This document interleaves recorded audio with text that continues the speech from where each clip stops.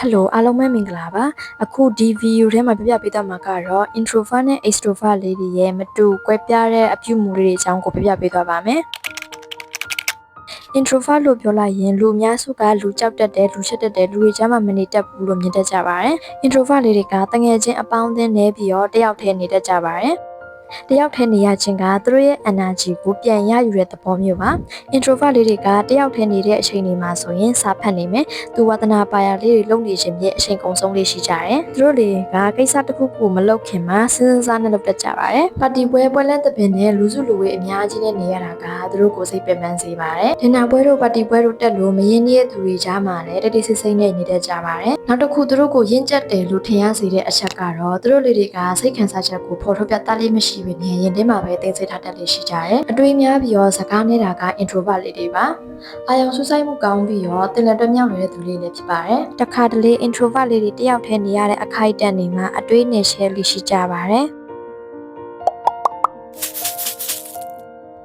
extrovert လို့ပြောလိုက်တာနဲ့အရန်ကိုမှယဉ်နှီးဖော်ရွေးပြီးတော့ social ကြတဲ့သူဖြစ်ပြင်းမြင်မိကြပါလိမ့်မယ်တကယ်လဲသူတို့ကအရန်ကိုမှယဉ်နှီးဖော်ရွေးပြီးတော့ပေါင်းရတင်ရလွယ်တဲ့သူလေးတွေဖြစ်ပါတယ်ပြင်မှာသူတို့ကိုတွေ့လိုက်ရင်အမြဲတမ်းလူတွေနဲ့ပြောဆိုဆက်ဆံနေရတာလူအများကြားလူတွေရဲ့အာရုံစိုက်မှုကိုခံနေရတာလူတွေကိုရီမောအောင်လုပ်နိုင်တာမလို့လူတွေရဲ့သဘောကျတဲ့သက်ရှင်ကိုခံရလိမ့်ရှိကြတယ် extrovert ရဲ့လက္ခဏာတွေကတော့လူစုလူဝေးကိုသဘောကျပြီးတော့လူအများရဲ့အာရုံစိုက်မှုကိုခံချင်ကြတယ် extrovert တွေက introvert နဲ့ဆန့်ကျင်ဘက်ဖြစ်တာမလို့သူတို့အတွက်တယောက်တည်းနေရတာက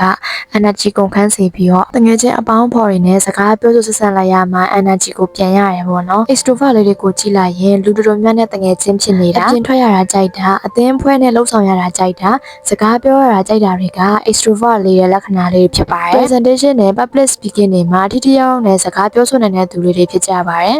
သူတို့ကိုကြည့်လိုက်ရင်လူတော်များနဲ့တငယ်ချင်းဖြစ်နေပြီးတော့ social အရန်ကောင်းတာကိုတွေ့ရပါလိမ့်မယ်အခုဒီဗီဒီယိုထဲမှာပြောပြပေးသွားတာလေးကတော့ introvert နဲ့ extrovert ရဲ့ personality နဲ့သူတို့ရဲ့ behavior လေးတွေကိုပြပြပေးသွားတာဖြစ်ပါတယ် introvert နဲ့ extrovert မှာဘယ်ဟာပိုကောင်းတယ်ဆိုပြီးတော့မရှိပါဘူးနှစ်ယောက်စလုံးကသူတို့နဲ့တက်တဲ့ပုံစံနဲ့နေကြတာဖြစ်လို့သူတို့ရဲ့ဖြစ်တည်မှုကသာသူတို့အတွက်အကောင်းဆုံးပါပဲ